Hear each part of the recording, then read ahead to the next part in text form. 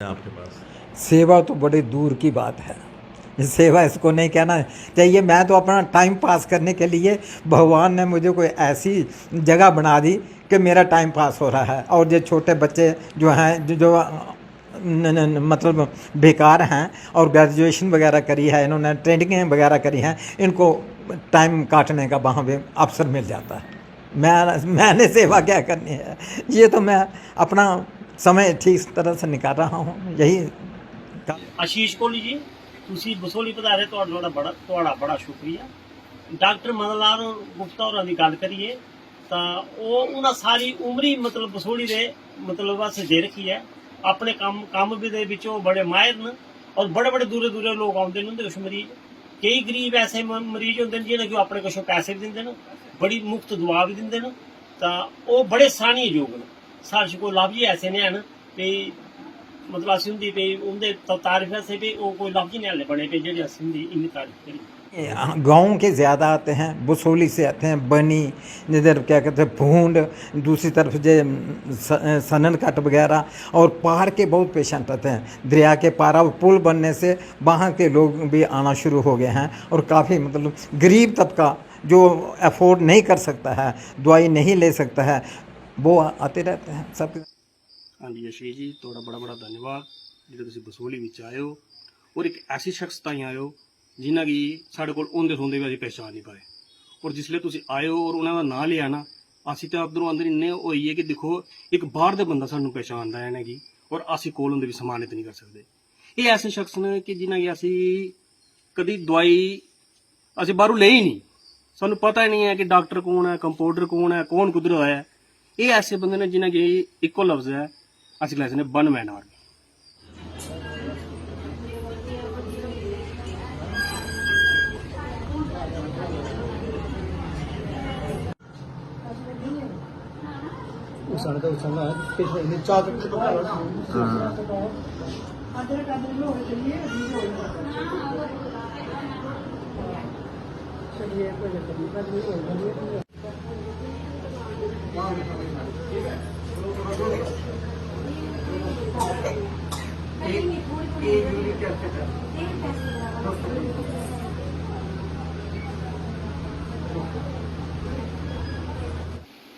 मैं ग्रां दा बंदा, मैं पहली बारी जेह्ड़ा जो बच्चे हस्पताल लेइयै आया, मेरे वास्ते असीं पैह्ले रैंदे रेह्, साढ़े मां प्यो कित्थे लेई जंदे रेह्, उन्हें भी सानूं दस्सेआ अस हून अपने बच्चे लेई जन्ने। मतलब सानूं इन्ना अच्छा लगदा कि साढ़े वास्ते इन्ने मतलब है, कोई भी दवाई दिंदे जो कुछ भी सब कुछ फ्री है। सच वो 1 रुपया तक नहीं लगता था। तो साढ़े वास्ते इतने कोई अच्छे रिश्ते ने, साढ़े वास्ते इन्ना अच्छा लगता कि मतलब दवाई खाई, बच्चे भी आराम लग गया, अस भी इत्थे ठीक हुए। प्रणाम जी, राम राम, सत्य सनातन धर्म की जय। आज मैं बसोली में हूँ, जिसका पुराना नाम है विश्वस्थली। और कई बार मैं यहाँ आता हूँ तो यहाँ के बारे में अलग अलग चीज़ों के बारे में बात करते हैं। कभी अटल सेतु ब्रिज के बारे में बात करते हैं, बसोली के लोगों से मिलते हैं। यहाँ पे एक नीलकंठ मंदिर है, वहाँ के बारे में भी आपको मैंने बताया, तो कहीं बारे में आपसे जिक्र हुआ है। लेकिन आज मैं आपको एक ऐसे शख्सियत से मिलवाने जा रहा हूँ जिनके बारे में मैं परिचय नहीं दे सकता। और बसोली को छोड़कर और भी कई जगहों के लोग इन्हें अच्छे से जानते हैं। इनका नाम मदन लाल गुप्ता है और एक समाज सेवी हैं। सुबह 10 बजे से लेकर दोपहर के 2 बजे तक लोगों की सेवा करते हैं। और किसी तरह की भी कोई परेशानी होती है, इनके पास लोग आते हैं और ये उनका इलाज वगैरह करते हैं। इनके साथ और भी पूरी टीम है जो निस्वार्थ इनके साथ इस सेवा में लगे हुए हैं। तो मैंने आज ये कोशिश की है कि इनके बारे में बताऊं। इनको कई बार सम्मानित भी किया गया है और मैं चाहूँगा कि जिन लोगों को नहीं भी पता हो मदन जी के बारे में, उनको भी पता चले। तो मदन जी, ये सेवा भाव जो आपने शुरू किया, कहाँ से आपके मन में आया कि सेवा करनी चाहिए लोगों की, और आज लोग आपके पास आते हैं और एक विश्वास लेकर आते हैं आपके पास? सेवा तो बड़ी दूर की बात है। सेवा इसको नहीं कहना चाहिए। मैं तो अपना टाइम पास करने के लिए भगवान ने मुझे कोई ऐसी जगह बना दी कि मेरा टाइम पास हो रहा है। और जो छोटे बच्चे जो हैं जो मतलब बेकार हैं और ग्रेजुएशन वगैरह करी है, इन्होंने ट्रेनिंग वगैरह करी हैं, इनको टाइम काटने का वहाँ पे अवसर मिल जाता है।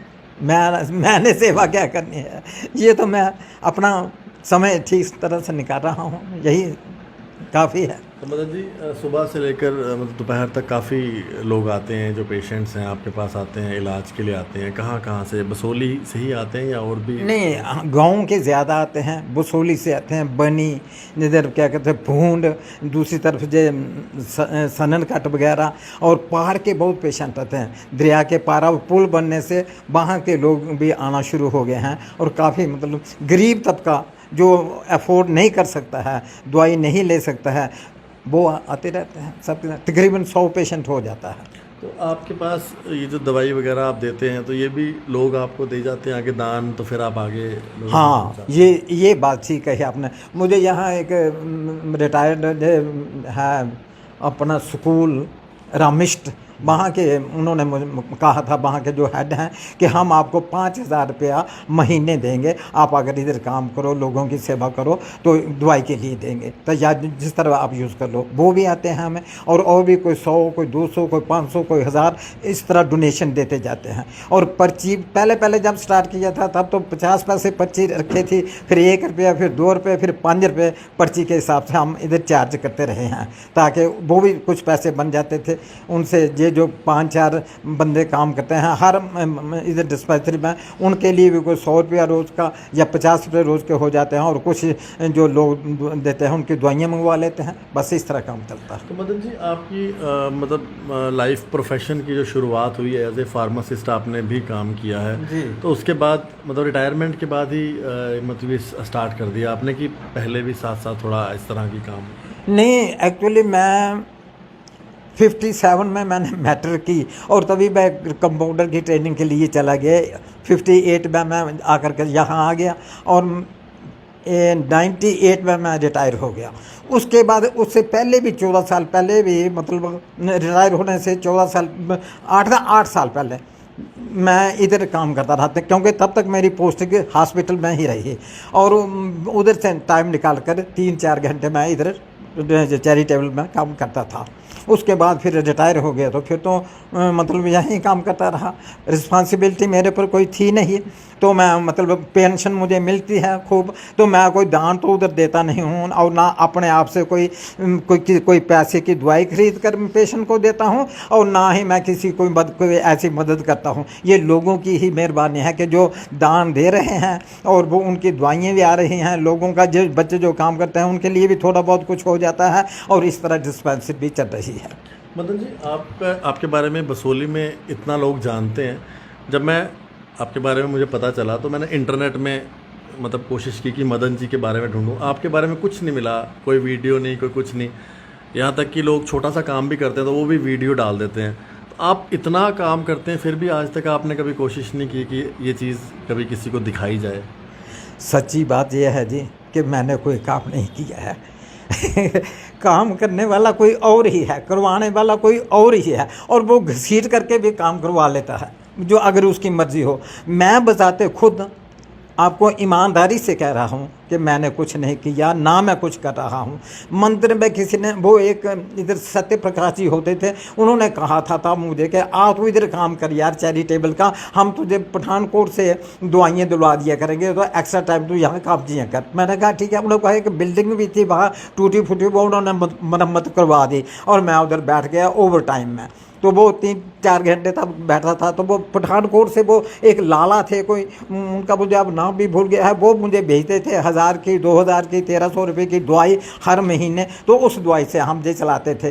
तो लोग, तो मैं शुरू से सर्विस करी ही अपने डिस्ट्रिक्ट में हैं इतने साल तक, तो लोग मेरे वाकफ़ हो गए थे सारे। कोई मुझे पापा कहता, कोई अंकल कहता, कोई बच्चा कहता, कोई कुछ कहता, जो भी आता छोटी मोटी दवाई दे देता, अगली की भी सेटिस्फेक्शन हो जाती थी। ये ज़रूरी नहीं है कि उसको आराम हो, लेकिन चलो उसको प्रेम से बुला लिया करता था किसी को, तो तब मतलब वो खुश हो जाते थे। बस इसी तरह चलता रहा। तो मैंने क्या अपना वीडियो डालना है? अगर मैं कुछ कोई डोनेट करूं कि मैंने 50,000 रुपये जिस डिस्पेंसरी को डोनेट कर दिए, तब तो मैं लिखूं किसको दूं? मुझे नहीं, ये लोगों का ही मेहरबानी है कि जो देते हैं। मैं तो अगर किसी देना हो तो कहीं सैलाब आ जाए, कोई इतना बड़ा कोई तूफान आ जाता हो, तो वहाँ मैं 5-10 हज़ार रुपये दे देता हूँ। जब कोई फंड में किसी में, मैंने डिस्पेंसरी में कोई आज तक एक पैसा भी नहीं दिया। अब मेरा काम सिर्फ ये है कि मैंने उधर काम करना है, और ये जो बच्चे आते हैं जो कुछ सीख कर जाएं, जो इनको थोड़ा हमदर्दी हो जाए, इंसानियत के नाते सारे से और दूसरा बात है कि हिंदू मुस्लिम सिख ईसाई आपस में हैं भाई भाई। मेरे से किसी की कोई प्यार नहीं और किसी से कोई नफरत नहीं, सब एक ही खुदा के बंदे हैं। अब अल्लाह नूर जो पाया कुदरत के सब बंदे, एक नूर तो सब जगह उपजिया, क्या पले क्या मनते, बस यही समझो। एक आखिरी चीज़ पूछूंगा। वैसे तो आपका जो ये प्रोफेशन है मेडिकल का, बड़ा नोबल प्रोफेशन होता है जी। मैं इस सवाल से ये नहीं चाहूँगा कि कोई भी जो डॉक्टर लोग हैं वो ना खुश हों मेरे सवाल से, लेकिन मैंने ये भी सुना है कि यहाँ के जो हॉस्पिटल है उससे ज़्यादा विश्वास आपकी डिस्पेंसरी पे लोग करते हैं, आपकी दवाई पे करते हैं। क्या ये विश्वास आपने मतलब जो बनाया है उसके हिसाब से है, या फिर वो लोग भी हॉस्पिटल में थोड़ा सा अपना सिस्टम ठीक करें तो वो विश्वास वो भी ला सकते हैं? देखिए हॉस्पिटल बड़ी अच्छी जगह पर है। हॉस्पिटल में जो भी लोग लगे हैं, डॉक्टर कंपाउंडर, ये सब बड़े अच्छे हैं और सब लायक हैं। मैंने इन डॉक्टरों से सीख कर, मैं एक बजाते खुद एक कंपाउंडर हूँ, लेकिन मैं इन डॉक्टरों से ही सीख कर मतलब इस जगह पर पहुँचा हूँ कि किसी को फ़ायदा हो। ऐसी बात नहीं है। बात यह है कि मेरे सब ये बच्चे हैं, क्या डॉक्टर हैं या क्या, मेरे आई एम नाउ 83 प्लस हैं, तो ये सब बच्चे हैं। जो लोग जहाँ के जो हैं वो सब मेरे से मुझे प्यार करते हैं, तो मेरे प्यार के ढंग से उससे जे मेरे पास आ जाते हैं। अदरवाइज मेरे में कोई शफा नहीं है। इन डॉक्टरों में सब जो भी जगह आते हैं बड़े काबिल आते हैं और सब में शफा है, लेकिन कुछ हो जाता है कोई इंटरेस्ट तो मेरे पास आ जाते हैं। वैसे मैं तो हर एक को एडवाइस करता हूँ कि मैं क्या जानता हूँ, एक कंपाउंडर क्या कर सकता है, लेकिन मैं उनको कहता हूँ कि भाई उसको करो, अप्रोच करो, उधर क्या कहते हैं डॉक्टर की उसको दिखाओ, जब 2-3 और डॉक्टर देखते भी है, ऐसी बात कोई नहीं है। ये क्या कहूँ, ये सब ठीक है। कोई आप अपनी तरफ से मैसेज देंगे हमारा जो आज का यंगस्टर्स हैं, यूथ को, जो हमारी युवा पीढ़ी है, कोई मैसेज देंगे अपनी तरफ से? मैं तो यही कहूँगा कि भाई अपना ये रहो, नशा की आदत मत डालो, किसी भी नशे के बारे में मत डालो, और प्रेम भाव से सबके साथ रहो, क्योंकि एक ही परमात्मा के सब बच्चे हैं। और अपना काम सुथरा करो, क्योंकि मैंने ज़िंदगी में यही कि शादी गुजार, हम लहसुन प्याज भी नहीं खाते हैं, हाँ वैष्णव पूरी शादी गुजार खाओ, सादे विचार पैदा हों और सादा उससे व्यवहार पैदा हो। हाँ, जैसे खाएंगे, जैसा बोलचाल करेंगे वैसे विचार पैदा होंगे और वैसा ही मतलब व्यवहार होगा। तो सर्वे भवन्तु सुखिनः, सर्वे सन्तु निरामया, सर्वे भद्राणि पश्यन्तु मा कश्चित् दुःख भाग् भवेत्। दुख ना हो किसी को भी, ये हमारे अहिंसा परमो धर्म और सत्य पर चलना है, बस यही है। बहुत बहुत शुक्रिया सबको सर, रिक्वेस्ट और बड़ा अच्छा लगा आपसे मिलके। मेहरबानी, आप अच्छे हो, आपको सब कुछ अच्छा ही लगेगा। सब अच्छे हैं। धन्यवाद धन्यवाद। मदन लाल जी के बारे में जितना मैंने सुना था, आज इनसे मिलके उससे ज़्यादा ही पता चला है। वैसे बसोली के जितने भी लोग हैं मेरे वीडियोस को काफ़ी पसंद करते हैं, और उनकी ही डिमांड थी कि मदन जी से ज़रूर बात करना कभी ना कभी, तो आज मैं इसीलिए मदन जी के पास आया हूँ। मदन जी के इस वीडियो को मैक्सिमम शेयर करें, खास करके युवा पीढ़ी, क्योंकि इसमें इस समय नशे में बड़े लोग इन्वॉल्व हो रहे हैं। उनसे दूर रहें, अपनी सेहत के ऊपर ध्यान दें और अपने देश के बारे में सोचें। और सबसे बड़ी बात जो इन्होंने कही कि जो ये एक निस्वार्थ पूरा अपना काम कर रहे हैं, उसमें इनके साथ कई सारे और लोग भी जुड़े होते हैं। जो युवा पीढ़ी है वो भी यहाँ पर काम सीखते हैं, और मैं ये ज़रूर कहूँगा कि मदन जी जो काम कर रहे हैं उसको देखते हुए हमारी जो डिस्ट्रिक्ट एडमिनिस्ट्रेशन कठुआ है, ज़रूर मदन जी को अप्रिशिएट करें, और ख़ास करके कम से कम ऐसे व्यक्ति को स्टेट अवार्ड से तो ज़रूर नवाजना चाहिए। देखते रहें JK मीडिया। धन्यवाद, सभी को राम राम।